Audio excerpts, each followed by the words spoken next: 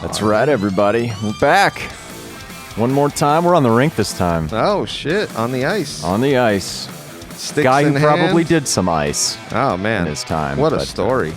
No, this will be really good. I can't wait to talk about this guy. Welcome, everybody, to the Sports Experience Podcast. I am your co-host, Dom DiTolla, sitting alongside my co-host, Chris Quinn. And today, we're going to do a little hockey action. Yeah, we're talking Theo Fleury today. Yep. And, boy, did this guy's life really pique some interest. Well, he has to be one of the most unlikely, not just stars, but hockey players. Yeah, hockey players, and then the trajectory of his career, it was like, everything's coming up Theo, and oh boy. Well, it's and we'll talk about it, because I actually watched interviews with this guy, and he talks about how rocky his road was and all the things that he had to overcome. But let's just start off, let's not put the cart before the horse. Here we go. Born June 29th, 1968 in Oxbow, Saskatchewan. Theron Wallace Fleury.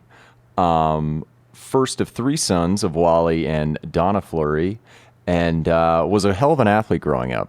So I want to talk about his dad real quick. Yeah, let's talk about his dad. All right. I knew you were going to like this. So his dad actually was drafted by the Rangers. Mm-hmm. And he said this. He said, so think about it. There were 6 teams. So there's like 120 spots. And you're from rural Saskatchewan. And his dad gets drafted. And he's playing in like just the pickup baseball game, I believe, or just like a local baseball game. It's like the Sandlot for adults. Exactly. It's how men used to pass the time. By drinking, between drinking and beating their wives. No, that's not acceptable.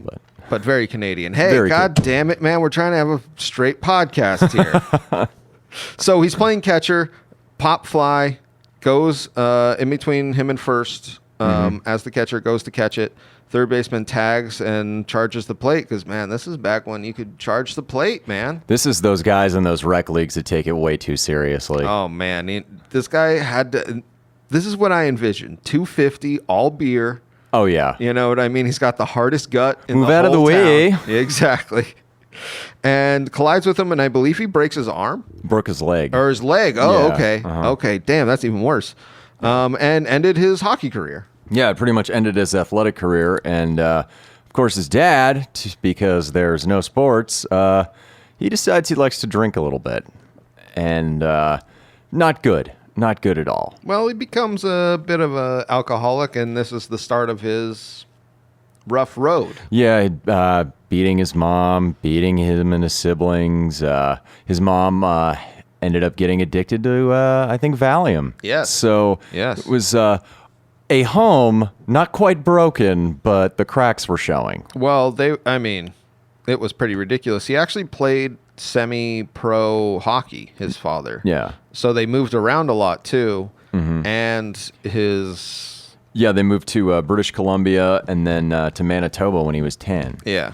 Kind of moving all around the place. I'm just saying, his home life was not stable and was not a good one. Well, and that's where he finds sports as a refuge. He was a great baseball player. He would talk about he got his good balance from walking around the fence around his house. Jesus, tap dancing Christ. Said he broke all the windows in the front yard from baseball and hockey.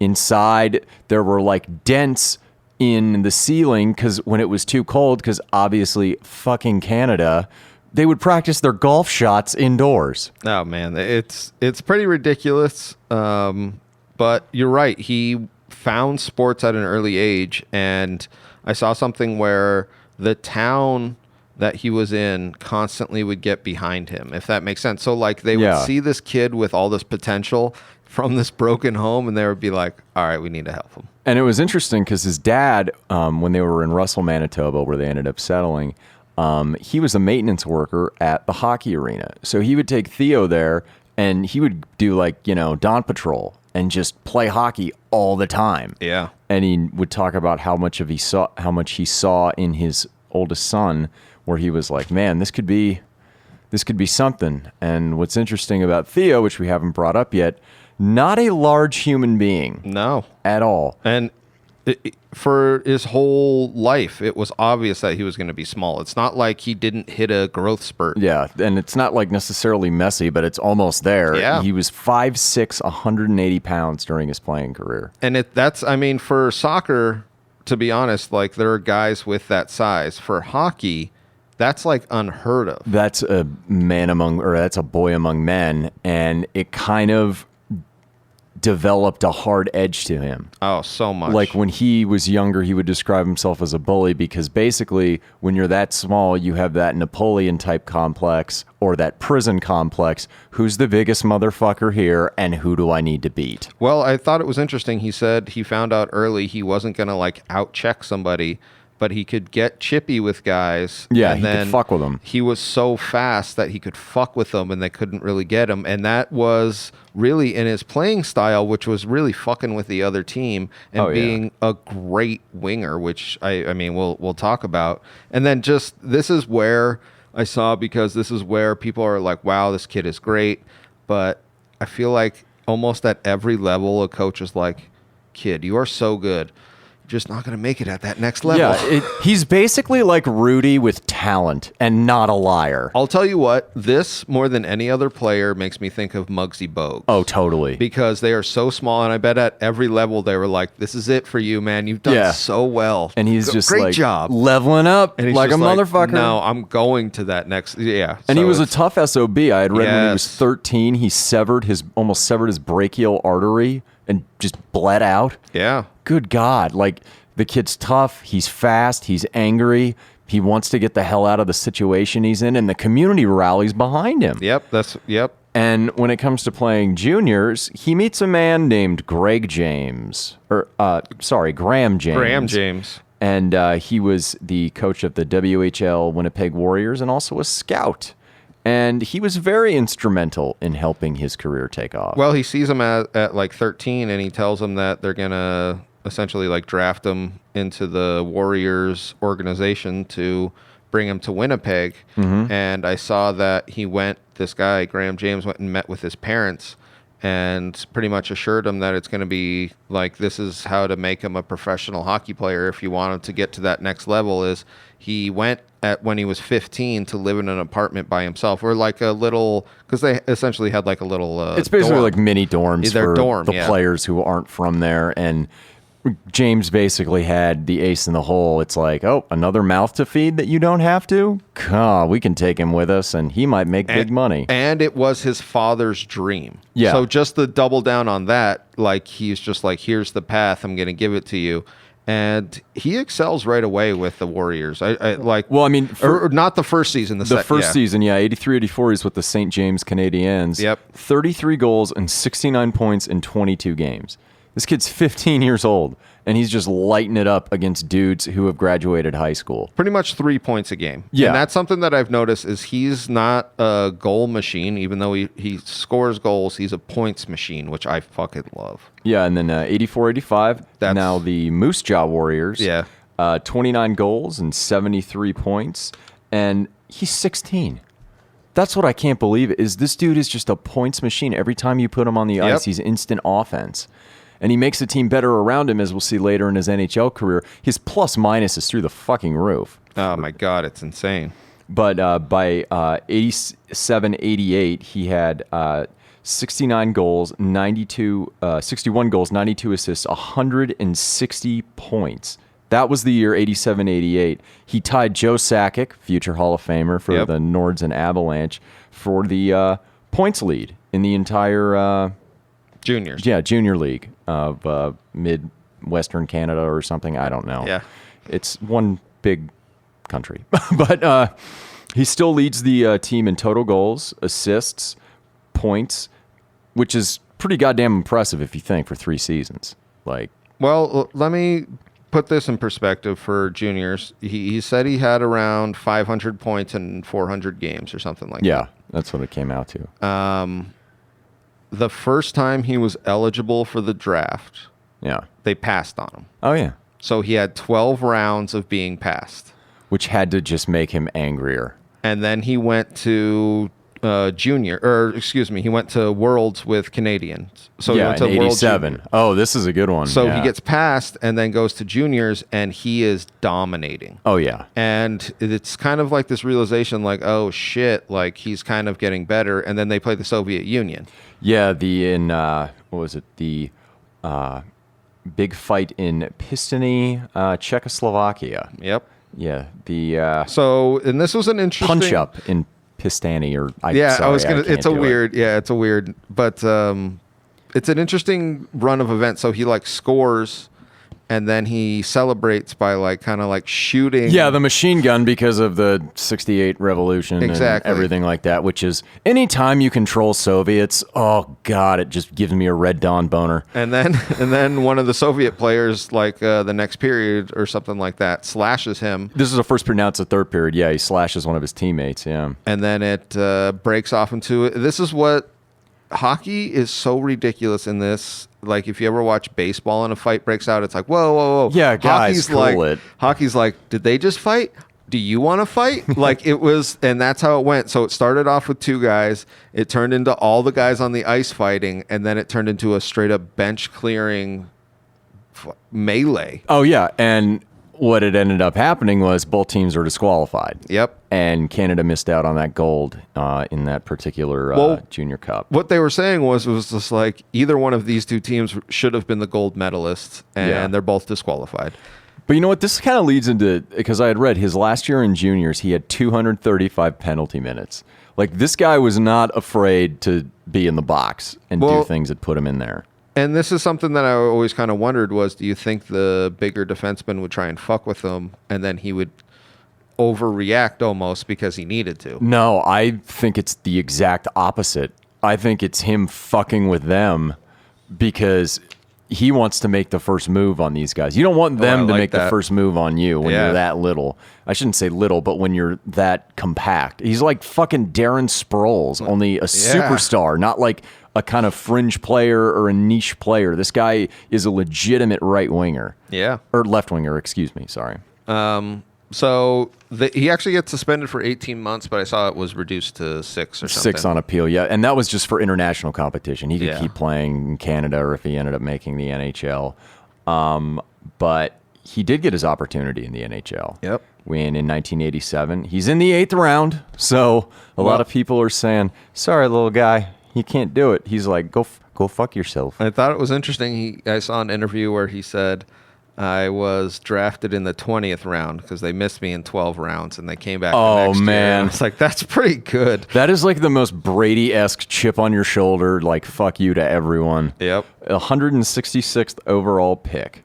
And goes to the Salt Lake Golden Eagles, scores 16 points in 8 postseason games when they win the IHL title. Well, I don't think we named the team that he got actually drafted onto. The NHL team was the Calgary Flames. Calgary Flames. And the Calgary Flames said something that I thought was kind of interesting. It said that he kind of came in a little overweight. In 88, yeah, at the beginning of the season. And they sent him to the minors, and he cleaned up. This is something that I feel like is his personality is very winning. Very much of... Yeah, like almost like 70 points in fucking 40 games. Like you were saying, makes his line better almost every single time. Yeah, so they bring him up. One thing about the Flames of this era, so they made the Cup in 86, but they lost to the Canadiens.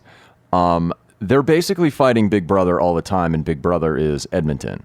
And Edmonton has basically been giving them the Uncle Slippy Fist for like the last decade. So Calgary's a super talented team, a good mix of young and old, but they really haven't broken through to win a Stanley Cup. But on January 1st, 1989, he's called up and does a hell of a job for this team.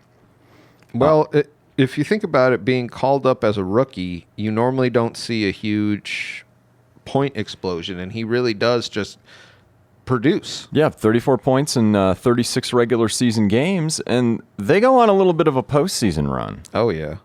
They win their first 2 postseason series, setting up a conference finals matchup against the Blackhawks. And I believe Eddie Balfour was not quite there yet, but they beat him 4-1. Oh, yeah.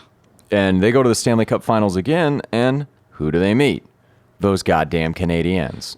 And this is the Montreal that we haven't seen for 30 years. So they're just able to pretty much pick out of the Canadian players up until like 5 years prior. Yeah, well, I would say probably like a decade and a half. Okay. Because when we did the French Connection one, it was like all early 70s. Yep, yeah, you're right. But they're still in their dominance, though. Yeah, they're still dominant. I mean, they're still a competent organization. Yep. I mean, so they go up 2-1, Montreal, but the Flames rally and win games 4 through 6 to win the Stanley. Imagine being a rookie, like a mid-season call-up, and your team wins. Well, and you're a huge part of it. He was talking about this because the Canadiens at the time were the team. He grew up in Canada, and he said that Game 6 game when we went to Montreal and we beat them. Yeah, they beat them in the Forum. Yeah, it was one of the craziest games, and he was like, and like 6 months earlier, I was playing in Salt Lake City. And that's what he was just like. It was such a crazy. I was in a place where they don't allow music. Exactly. To end up in, like you said, in the Forum, to beating like the idols of any Canadian player coming up, pretty much. Oh yeah, and it's not like he was just on the team. He scored 11 points in 22 postseason games. Yep. So I mean, this guy really took it to the limit. And finally showed everybody that he could play at that next level, because everybody, like I was saying, from every single level was just like, this is it for you. That's great, man, but this is it. It was like the Tony Gwynn. It was just like, or Kirby Puckett. It was just like, this is it, man. I think you're great, man, but this is it. What are you, 5'4"? But this is it, man. This is it. You're not going anywhere. And he's like, no, sir. No, sir. Yeah. Beating Vancouver, the Kings, who had upset the that was a great series where they upset the Oilers in the first round in 7 games. This was Gretzky's first shot back at Edmonton. Oh, yeah. And then they went on to beat the Blackhawks and Canadiens. So the sky's the limit for this dude, and he's really putting shit together. Next season, he has 31 goals and 35 assists, and really has established himself as a top-line player for the defending Stanley Cup champions.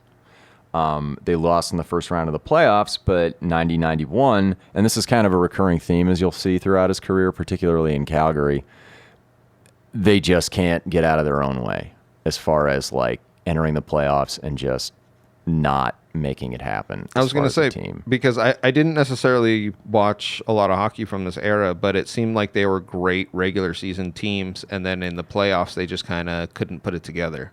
Well, I mean, they had a great player in Fleury. Yeah. And as you'll see towards the end of his career in Calgary, what happens and why he ends up leaving, as far as the front office and everything like that, they're like a 4 to 6 seed every year. Every year. So it's like, yeah, you're making the playoffs, but yeah, we'll get into it. You can't do anything with it. Yeah, we'll get into it. 90-91, though, this is where we see him. Now he's an all-star. Become a points machine, like we were saying. So he has 51 goals and 104 points. Mm-hmm. And like you were saying, he gets his first all-star nod, which looking at his career and looking back, like he's 5'6". He's 100 and nothing. You're 5 foot nothing, 100 and nothing. Only you're not a liar like this douchebag at Notre Dame. But he's playing. For me, I feel like he's playing a sport that really can, when you're undersized like that, it can really like. But when you're injuries have to be maximized. But I mean, when you're as fast as him and you can handle the puck like he could and just get the puck on net like he could, oh my God, like. He's one of those outliers. Like, you have like a typical, like someone you create in a laboratory.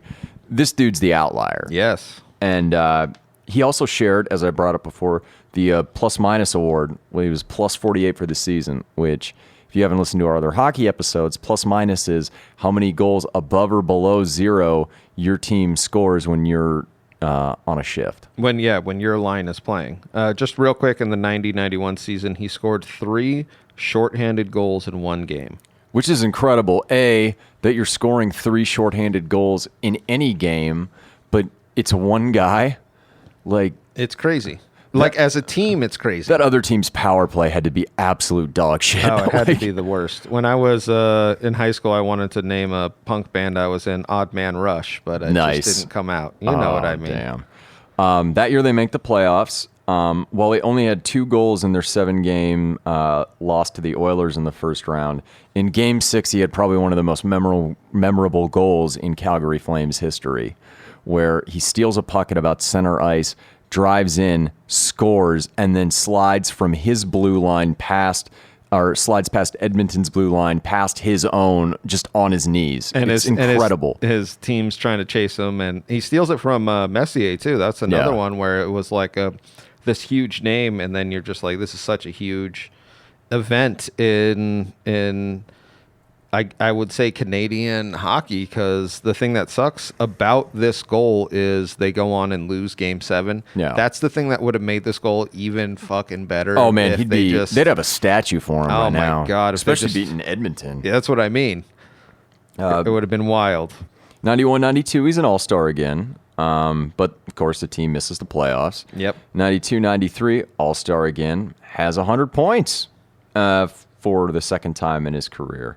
But losing the first round of the playoffs despite him scoring 12 points in 6 games, which, like I said, recurring theme here. Yes, they just weren't built for the playoffs, it seems like. They were almost built, like you said, just to make the playoffs. Like, we're happy to be here, and all the players are like, no, we want to advance. Yeah, right. But 93-94, they move on to the playoffs again. He had 40 goals and 45 assists. In the first round, though, they play Vancouver. And this is a great series if you've never seen it. It goes 7 games. This is kind of Pavel Bure's coming out party for the Canucks as far as the playoffs are concerned. Oh, okay. But it was an amazing series. I mean, back and forth, games going, just excitement all over the place. And they end up losing in 7 games to the team that eventually won the Western Conference. So, that was the year Vancouver lost to the Rangers. So, again, making the playoffs. But he's killing it. He's absolutely killing it during this era. Well, he's one of the best wingers in the league. That's what people are saying, and it just keeps coming back to his size and his ability to just churn out points. That's the thing that I've noticed about his career. Yep. Following season is the strike-shortened season. Oh, yeah, 94-95, so they play half the games. Yeah, it's probably 2/3, yeah. I think. Yeah, and he plays in Finland at the beginning of the year. Probably just trying to collect a paycheck. Does pretty well. But again, they make the playoffs, and they lose in 7 games in the first round. He has his 500th point this year. Yeah. Which is, I mean... Who'd have thought somebody 5'6", 180 pounds would be able to do that? And then... Oh, go ahead. So 95-96, this is where I feel like he kind of makes a mistake. Yeah. But a hockey player will do this, and his situation kind of leads into this. So he says he signs for way lower. Yeah, 5 years, $12 million. Thinking that they might invest in the team, and then they really don't. And he said he did it because of his loyalty, because they drafted him, and because he really thought they were going to go out and pick up a couple of other really big players, and they just didn't. Well, their front office, even now, is super strapped for cash, particularly these Canadian franchises outside of the bigger markets, because the Canadian dollar is not the American dollar, and you have to pay your players in that money. Yep. So he's thinking they're going to build around him when it's the exact opposite, because this is the Flames era where they basically self-destruct as far as roster construction. Granted, eventually you'll have guys like Jerome Engle coming up and guys that would contribute to their Cup Finals run in, I think, 2004. But this is the beginning of the end, pretty much. But still has a good season for them. Well, that's the thing, is he's still a superstar, and this is when, at these points in these players' careers where they become free agents and they can really choose to go to a team that's viable in the playoffs, and he decided to stay with the Flames, which I commend him for, but it kind of know your worth, bro. Yeah, like it kind of honestly. sucks because he really was one of the best wingers, and I bet when the Flames penned this deal, they were just like, "Oh, thank God! Oh, we get to keep him and keep asses in seats. We don't have to do anything else." But exactly, he has 96 points that year, and they lose. They get swept in the first round of the playoffs, and that is pretty much it for Calgary's team success. Theo doesn't see it or I shouldn't say he doesn't see it that way, but he keeps kicking ass, is what he keeps doing. Well, and this is the season he gets diagnosed with. You say it. Crohn's disease. Yeah.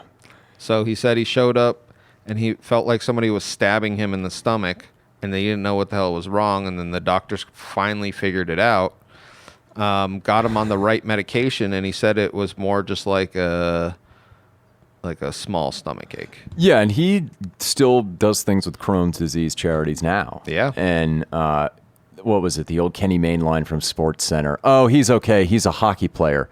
How could you even consider doing anything with Crohn's disease physical when you don't know what it is? It's pretty crazy because he was talking about the pain that he had to skate through in this season. And that shit is absolutely insane. Oh, absolutely. And then the latter part in Calgary, he was good. I mean, yes, all-star. Last 3 years, yeah, all-star, 86 goals, over 130 assists, 212 points. So, I mean, he's pulling his weight. Yes. It's just the rest of the team around him isn't very good. So, I mean, what are you going to do about that? Well, I thought it was interesting because up until, 99, they really just kind of let him be the only star. Let him kind of drive the ship, and that's hard to do in a sport like hockey. Exactly. This isn't like fucking basketball or, football if you have like a franchise quarterback. This is an entire mess of nonsense working together. And then in 99, he becomes their all-time scoring leader. He does, yeah. With 823. Mm-hmm. And then the realization that the Flames have is he's not going to re-sign this time. So they basically do what Chicago did with Belfort. They get rid of him a year early. Exactly. And I remember this. I remember living here when this happened. Oh, okay. I found this to be really interesting because they were like, everybody in Calgary understood what was happening, and there was still outrage. And that's what kind of a star he was there for them, because he was literally like their only star. Well, you always cheer for the grindy dude who shouldn't have made it and yet makes good. And on February 19th, 1999, he's traded.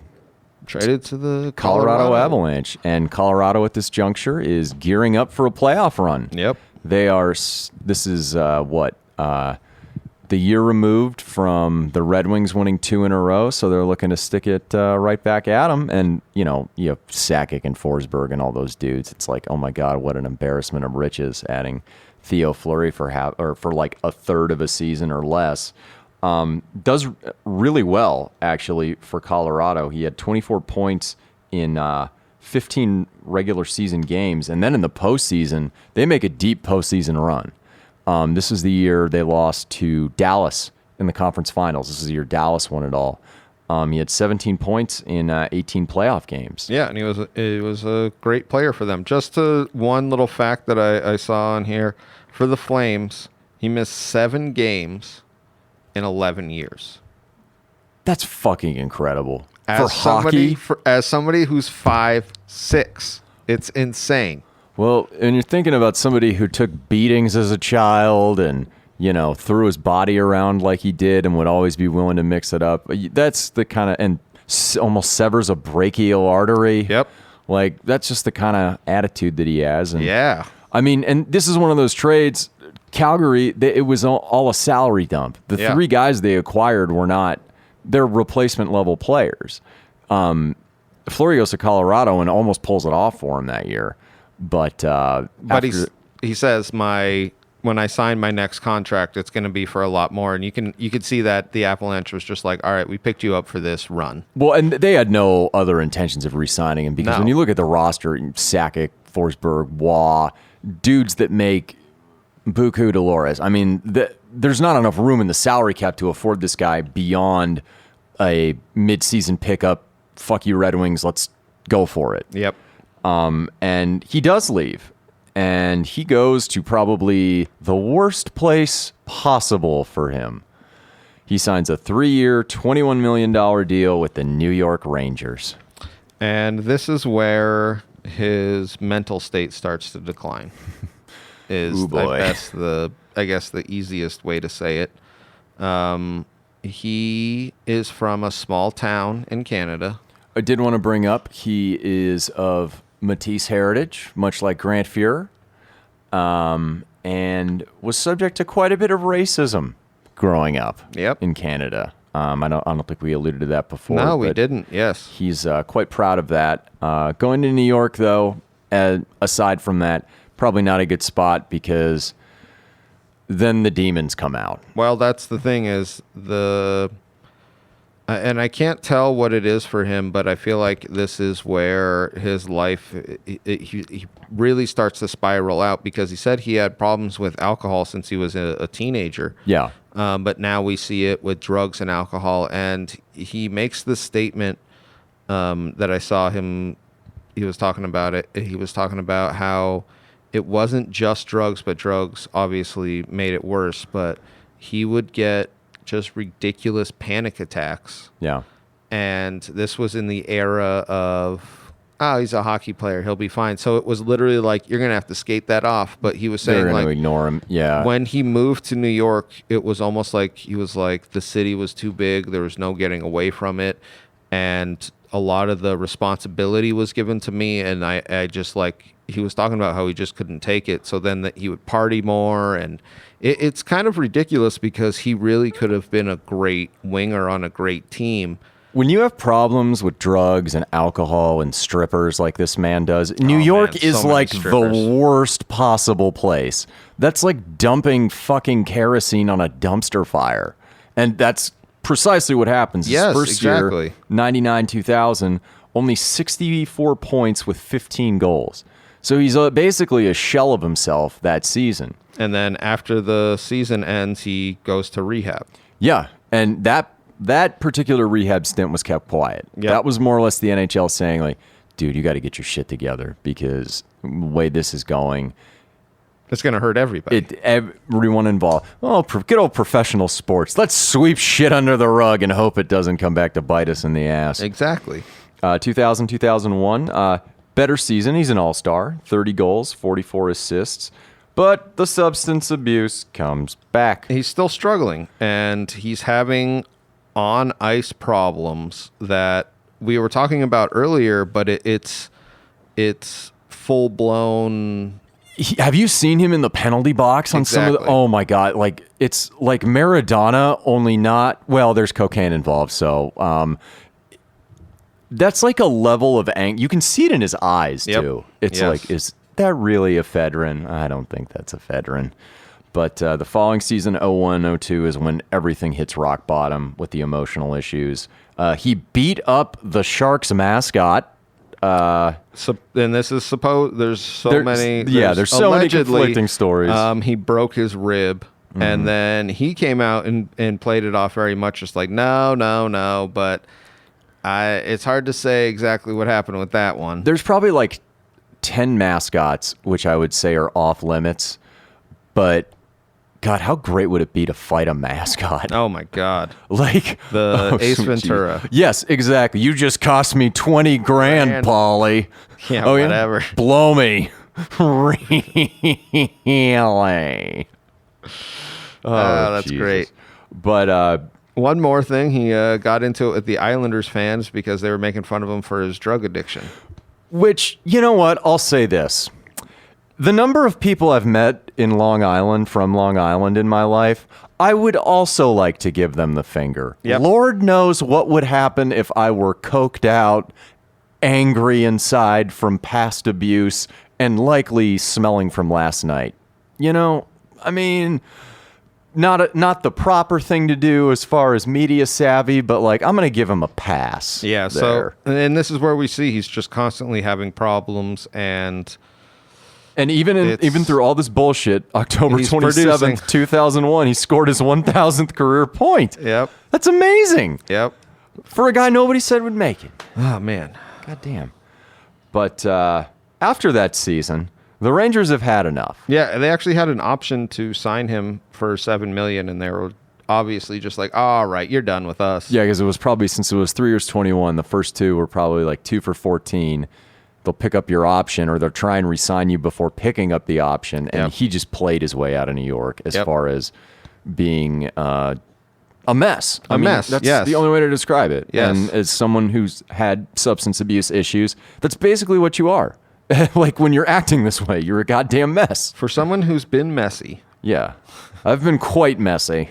So he signs with the Blackhawks, and there's a little bit of light at the end of this tunnel. Well, yeah, because they traded him to the Sharks. Oh, yes, you're right. But they traded his rights to San Jose. rights. San Jose wasn't going to bring him back, particularly the mascot. I mean, could you imagine that reunion? Oh, that would have been beautiful. But he goes to the Blackhawks, which are dog shit at this point. Yep. I mean, this is before their kind of late 2000s renaissance. 2 years, $8.5 million after all the shit he went through in New York. That's what I mean. So I feel like it's a bit of a, like, you can get your career back on track and kind of, have this couple of good years left. Yeah, and keep collecting that fucking coin, man. I know. I mean, but then 2 days, 2 days before the 2002-2003 season, what happens, Chris? The league comes in and suspends him. Why did they suspend him? So, and this is what is this Coke, correct? Yeah. Mm-hmm. So, and he pissed dirty. Yeah.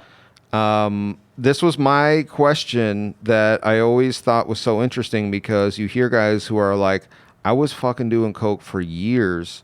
And I wanted to ask you, what was the NHL? Because I kind of know baseball's drug policy, but I really don't know any other league's drug policies. I'm going to say, and this is a vague familiarity, I would say after those Oilers teams, like we talked about with Grant Fury, hey, is it snowing? They tried to lock down a little bit more. Yeah, and this isn't fucking weed. This is cocaine. Like, you can't have all your coked up playing a rageful sport. I mean, for the fans, it's great, but like for these people's mental and physical well-beings, it's probably not a good decision. Because I felt like the suspension was kind of light too. But that's the thing. It was probably because he was a first-time offender, even though they popped him before. By keeping it quiet, it's just like, okay, you're on the list, and now you're peeing in a cup all the time.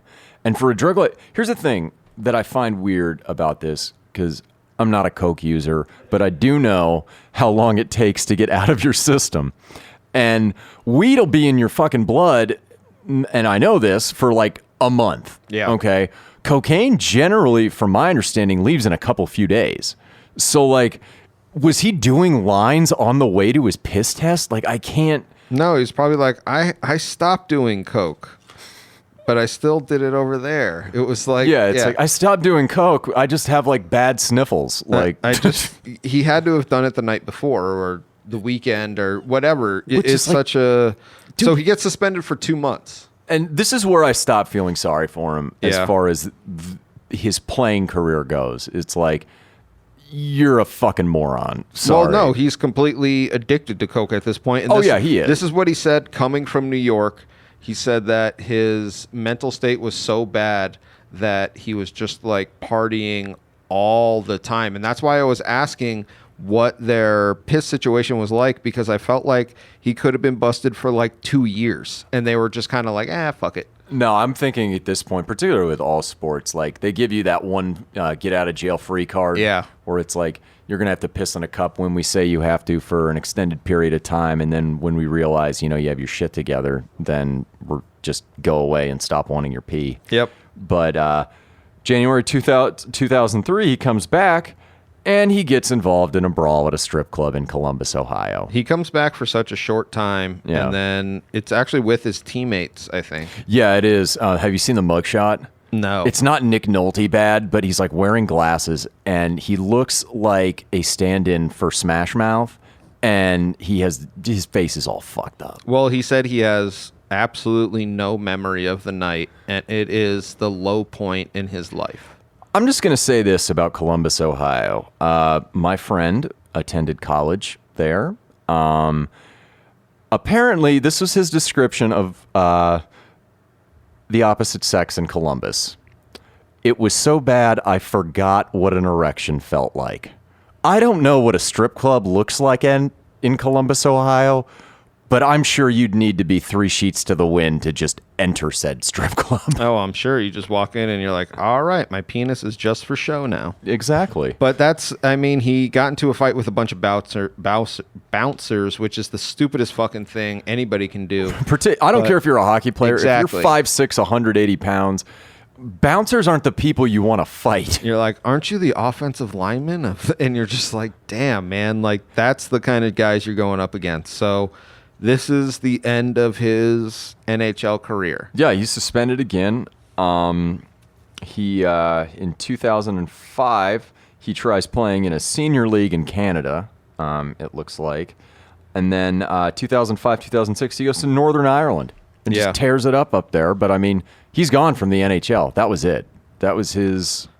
Nobody wants... Even though his skill is still there, I feel like nobody wants to deal with the off ice that trickles on ice kind of problems. One highlight though towards the end, I did want to bring this up. In 2002, Wayne Gretzky picked him to be on Team Canada, which is considered like the greatest Canadian hockey team ever assembled. They won the gold that year. Yeah. And he was the one that got to carry the flag after the game. And everyone was thinking, oh my God, this is the moment. This is the moment that he turns the corner. Like, everything is great.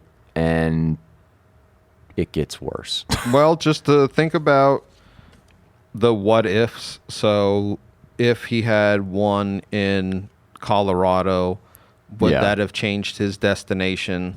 That kind of shit. If he had stayed in Colorado, it probably would have been a little bit easier. Oh, 100%. He said the New York, because of all the pressure, and I want to reiterate this because I heard him say, people say that it had to do with the drugs, but he felt like a lot of it had to do, the pressure made him do a lot of the drugs and trying to escape and all that shit. And the Rangers fans are some of the most disillusioned jagoffs I've ever seen. What?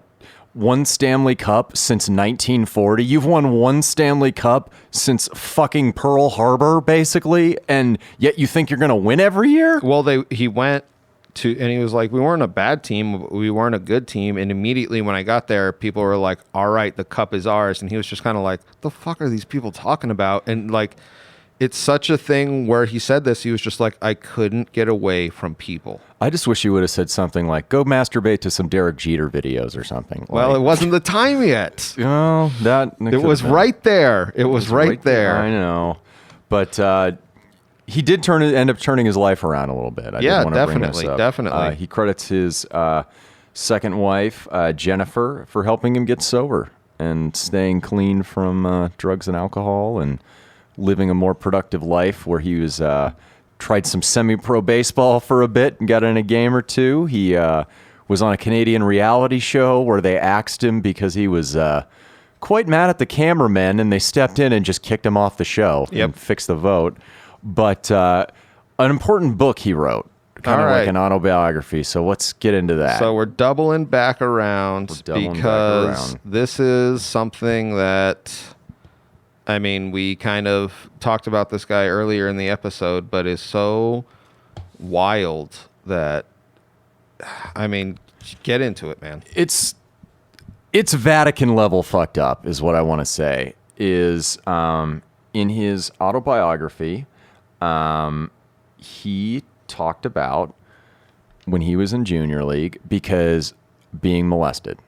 Who is he molested by, Chris? Graham James, this guy who went to his parents to assure him how safe he was going to be in Winnipeg because he was going to bring him out and pretty much have this path to the senior hockey, whatever you want to call it, professional hockey, and he just ended up raping him. You know what the saddest part is, though? When he was a kid, like, the only solace he found in, like, sanctuary outside the rink was in Catholic church as an altar boy. Imagine not being diddled by the church, but then going to juniors and that happening to you. But it didn't only happen to him. It happened to a lot of players. And when I say a lot, I mean a lot of players, which it was basically a sex ring. And if you think about it, the whole fucking concept of juniors, it's like, let's take your adolescent children out of the house and away from things that they know and love and put them with these dudes that they don't know who may or may not be diddlers. Well, and the thing that So I think he came back in 2010 or 11 to try and prosecute this guy. Yeah. And he ended up only getting 2 years of counts on the rape of our man here, Theo. And Theo said, and this was what was so fucked up in this podcast that I had watched with him, was he was just like, so over 2 years, this guy had raped me like 150 times. And he was doing like foot stuff with him too. Well, it was just like all kinds of different molestation. And he was just like, and they tacked like 2 years or whatever. I think it might have been like 3 to 5 or some bullshit onto his sentence. And it was like, there was huge outrage in Canada because Theo was such a huge, just like star, not just in Calgary, but like you said, on that Canadian team that was like the fucking the dream team. Like it's so fucked up. People like Graham James need to be thrown in a fucking, like Bill Burr, they should be buried underneath the fucking prison. It's ridiculous. And I think it's way disgusting. more prevalent in, like you said, juniors than we give it credit for. And that's something that I have to give it up to Theo Fleury for. He goes around and talks about not just his drug addiction, but being a victim. But he's not, he's not, I shouldn't say victim, but about being a survivor of this. Yes. And while he channeled it into terrible things for an extended period of his life, it seems like he's turning things around and is more or less like, okay, here we go. Well, something I actually found interesting that he commented on, he was just like, people did not want to talk to me after my book came out because it was almost so jarring. Well, it's almost like, it's basically like the Canseco book, only with kid touching. Exactly. And he said recently, like 3 or 4 years after it came out, that's when he's starting to get all the interviews and people are starting to talk to him about it. And he's getting like a ton of like talking appearances because he has this unbelievable life. And like, he's literally like overcome every obstacle. Yeah. And I mean, when stuff like that comes out, the people in charge or the people who oversaw it, they're more or less like, go fuck yourself. Exactly. You're putting out all the dirt, whether the dirt's true or not. True in this case, but you know. Why are you affecting our brand? Yeah, it's like, how dare you? Yeah. But yeah, Theo Fleury, definitely. If you haven't heard enough from this podcast, definitely go out and research him. Fantastic NHL player and someone who's really starting to turn his life around. So, hey everybody, this is just a stock message at the end of every episode. We hope you enjoyed whatever athlete and or team that episode was about. Just want to say, give us a quick follow on all social media. We have a YouTube channel, the Sports Experience Podcast, and we're on Instagram, DiTolla Dominic, and myself, C. Quinn Comedy. So give us a follow all around. We're always recording right here at Engle Studio. Thank you all very much.